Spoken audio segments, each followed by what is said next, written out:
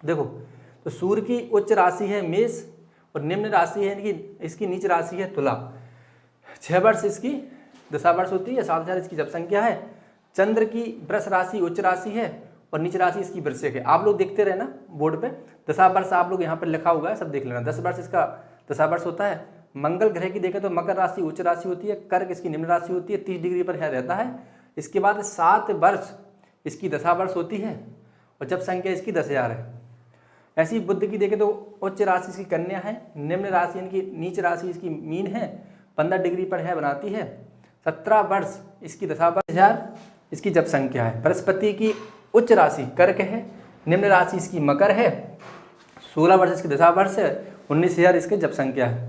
शुक्र की उच्च राशि मीन है, कन्या निम्न राशि है, 27 डिग्री पर है बनाती है। इसके बाद 20 वर्ष इसकी दशा वर्ष है, 16,000 इसकी जप संख्या है। शनि की उच्च राशि तुला है, मेष इसकी निम्न राशि है, नीच राशि है और 20 डिग्री पर इसका अंश होता है। इसके बाद 19 वर्ष इसकी दशा वर्ष होती है और 23,000 इसकी जप संख्या है। राहु देखें तो राहु की उच्च राशि वृष है, निम्न राशि इनकी वृश्चिक है और 20 डिग्री पर यह बनाता है अंश। वो 18 वर्ष इसकी दशा वर्ष है, 18,000 इसकी जप संख्या है। ऐसे ही हम राहु देखें तो राहु इसके बाद हम देखते हैं केतु। तो केतु की वृश्चिक राशि इसकी उच्च राशि है और निम्न राशि इसकी वृष राशि है यानी कि नीच राशि।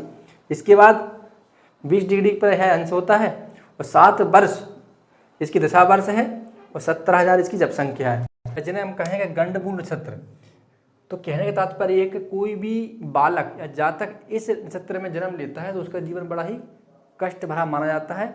इसके कुछ उपचार बताए गए हैं धर्मशास्त्रों में। उपचारों के बाद फिर बालक की इन नक्षत्रों से मुक्ति हो जाती है और उसका जो जीवन होता है वो सुलभ हो जाता है, अच्छा हो जाता है। तो गंडमूल नक्षत्र हैं आपके अश्विनी, अश्लेषा, मघा, ज्येष्ठा, मूल, रेवती। इसके बाद जो अशुभ नक्षत्र हैं, ये शुभ नक्षत्र ये थे, शुभ यहाँ तक है स्वाति, अशुभ है भरणी, कृतिका, मघा और अश्लेषा। तो ये हैं आपके अशुभ नक्षत्र। अब ऐसे अशुभ नक्षत्र हैं आपके गंडमूल नक्षत्र के अंतर्गत आते हैं अश्विनी, अश्लेषा, जो कि मैंने बता दी हैं, देख लो यहाँ तक है रेवती तक। इसके बाद जो पंचम नक्षत्र हैं वो हैं घनिष्ठा, शतभिषा, पूर्वा भाद्रपद, उत्तर भाद्रपद और इसके बाद फिर रेवती। जो विवाह के नक्षत्र हैं, देखो विवाह के 11 नक्षत्र होते हैं जिसके अंतर्गत हमारे विवाह के शुभ मुहूर्त घोषित होते हैं। तो रोहिणी, तीनों उत्तरा, रेवती, मूल, स्वाति, मृगशिरा, मघा, अनुराधा और हस्त, ये आपके विवाह के नक्षत्र हो जाते हैं। इसके बाद कुल विवाह के आपके 11 नक्षत्र हैं, ये विवाह के योग नक्षत्र होते हैं। इसके हिसाब से ज्योतिष आपके विवाह नक्षत्रों के हिसाब से आप मुहूर्त होते हैं वो तय करते हैं। हम बात कर रहे हैं यज्ञों की, तो यज्ञ क्या है? आपके पंच यज्ञ से संबंधित कई प्रश्न आते हैं, ऐसे ही यज्ञों से संबंधित प्रश्न आते हैं। अगर हम बात करें कि यज्ञों का वर्णन हमें कहाँ मिलता है, तो हम ज़्यादातर उठाते हैं मनुस्मृति। तो मनुस्मृति का मूल क्या है, क्योंकि मनुस्मृति में कहाँ से उसका मूल है, कब मनुस्मृति का आधार क्या है? तो मनुस्मृति का आधार भी वेदानुसार है, यानी कि वेदों के अनुसार है। तो यजुर्वेद के शतपथ ब्राह्मण में इसका उल्लेख किया गया है जो मनुस्मृति में लिखा गया है। अगर हम बात करें कि यज्ञ क्या है, तो देखो जितने भी हमारे अपनी कामना के लिए या फिर हमारी भावना पुत्र एष्टि कामना है पुत्र प्राप्ति के लिए, या फिर हमारी कोई व्यक्तिगत कामना है, निजी कामना है, तो उसके लिए हम यज्ञ करते हैं। यज्ञों का सबसे अच्छा प्रतीक है ओम अग्नि मिले पुरोहितम यज्ञस्य देव मृत्यम होमतारम रत्न धातमम। तो इससे हमें पता चलता है कि यज्ञों का क्या महत्व है। इसमें जो अग्नि देवता है वो मध्यस्थता का कार्य करते हैं और सुहा जो उनकी पत्नी है उनको भी हम साथ में लेते हैं और अपनी मनोकामना के लिए बहुत सारी पूर्णाहुतियाँ देते हैं। देखो द्रव्य देवता त्याग, यानी कि द्रव्य देवता और त्याग, ये यज्ञ के 3 प्रतीक हैं, द्रव्य देवता और त्याग। अगर हम वेदानुसार देखें तो कितने यज्ञ हैं? देखो भैया, अग्निहोत्र, 10 पूर्णमास, चातुर्मास, पशुयाग, सोमयाग, वेदों के अनुसार इनका वर्णन मिलता है। फिर सोमयाग के कुछ भेद हैं, ऐसे अश्वमेध यज्ञ, नरमेध, सर्वमेध, एकाह, अहीन याग। इसके बाद धर्म सूत्रों के अनुसार कुछ यज्ञों का वर्णन मिलता है। ध्यान रखना, हमारे यज्ञ एक तो अवसर विशेष यज्ञ होते हैं और एक यज्ञ होते हैं प्रतिदिन करने वाले। तो जो पंच महायज्ञ हैं इनको हमें जीवन में प्रतिदिन करना चाहिए। और अवसर विशेष यज्ञ है जैसे आपके हरवी यज्ञ है, पाक यज्ञ है और सोम यज्ञ है। तो ये आपके अवसर विशेष यज्ञ हैं।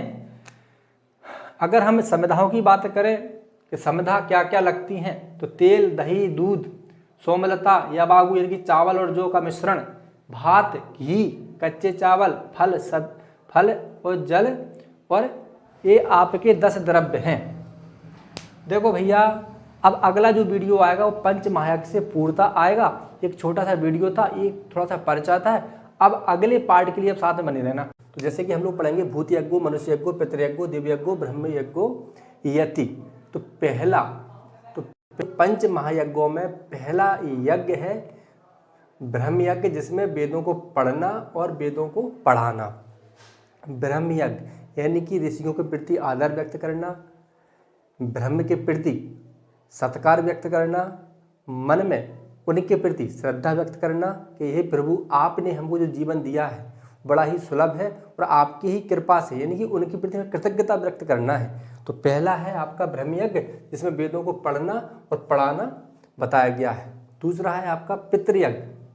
दूसरा है पितृयज्ञ, जिसमें तर्पण, पिंडदान और श्राद्ध। देखो, पितृयज्ञ करने से क्या होता है, पितृयज्ञ करने से आपके घरों में गृह क्लेश नहीं होते।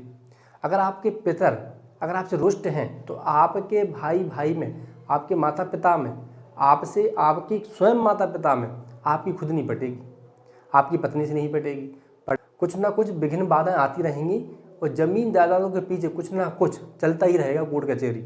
इसलिए दूसरा पितृयज्ञ करना बहुत आवश्यक है, जिसमें हम लोग श्राद्ध करते हैं, पिंडदान करते हैं, तर्पण करते हैं और अपने पूर्वजों को याद करते हैं। तीसरा है देव यज्ञ, जिसमें देव पूजन, होम, हवन आदि। तो इसमें भी हम देवताओं के प्रति कृतज्ञता प्रकट करते हैं कि हे प्रभु, आपने हमें जो जीवन दिया है वो समस्त रूप से सुलभ है, समस्त प्रकार से सुविधाएं हैं। तो जो सुविधाएं हमको मिली हैं, जो जीवन हमको शांतिमय मिला है, जो स्वास्थ्य शरीर हमको हष्टपुष्ट मिला है, उसमें हम देवताओं को कृतज्ञता प्रकट करते हैं। अगला है भूत यज्ञ, जिसे हम लोग बलि वैष्णव यज्ञ भी कहते हैं। देखो, इसका मतलब होता है आश्रित जो प्राणी होते हैं उन्हें हम अन्न देते हैं या उनको कुछ ना कुछ अपनी पाकशाला में, यानी कि अपने चूल्हे की जो अग्नि में जो हम पकाते हैं, कुछ ना कुछ आश्रित जीवों को जो बाहर आश्रित रहते हैं हम लोगों पर, मनुष्यों पर, उनको हम कुछ ना कुछ देते हैं। इसलिए इसको हम क्या कहते हैं, भूत यज्ञ या फिर बलि वैष्णव यज्ञ। इसमें कुछ बलि देनी पड़ती है, जैसे कुत्ता, पतित, स्वपच, बायस यानी कौआ, कृमि, जो छोटे छोटे या चींटी चांटे, जो भी कुछ भी छोटे छोटे जीव होते हैं जो मनुष्यों पर आश्रित रहते हैं या फिर जिनका कोई नहीं है, तो ऐसे जीवों को कुछ ना कुछ देना भूत यज्ञ कहलाता है, यानी कि बलि वैष्णव यज्ञ कहलाता है। ऐसे होता है अतिथि यज्ञ। देखो भैया, अतिथि देवो भव, तैत्तिरीय संहिता के अनुसार अतिथि देवो भव, ये आपका आखिरी यानी कि पंच महायज्ञों में सबसे महत्वपूर्ण। अतिथियों को सत्कार करना, उनका आदर करना और उनको धन्यवाद करना और घर आए अतिथि को स्वसम्मान सहित वापस करना, जिस सबकी वो सभी सुविधाओं से संतुष्ट हो जाए। छोटा सा वीडियो है पंचदेव। कई प्रकार के प्रश्न पूछे जाते हैं, जिसमें पूछा जाता है पंचदेव कौन कौन से हैं। तो आदित्यम, गणनाथ, चा देवी, रुद्रम, चा केशवम, पंचदेवमित्युक्तम सर्वकर्मसु पूज्येत। तो सूर्य भगवान, गणेश भगवान, दुर्गा भगवान, शिव भगवान, विष्णु भगवान, इनकी पूजा समस्त धार्मिक अनुष्ठानों में, समस्त धार्मिक कार्यों में करना बहुत आवश्यक है। तो इनको कहते हैं पंचदेव। कई लोगों को बहुत ही बड़ी गलतफहमी होती है इस प्रश्न में। इसके बाद अगला है पंचोपचार। तो पंचोपचार पूजन में क्या क्या है, तो गंध, पुष्प, धूप और नैवेद्य, ये पंचोपचार है। अब देखो 10 उपचार, पाद, अर्घ्य, आचमन, स्नान, वस्त्र, निवेदन, गंध, पुष्प, धूप और नैवेद्य, ये हो गया 10 उपचार। इसमें 6 और जोड़ देंगे हम, तांबूल, स्तव्य पाठ, तर्पण, नमस्कार, आभूषण और दीप। तो ये हो जाएंगे आपके 16 उपचार, यानी कि 16 उपचार।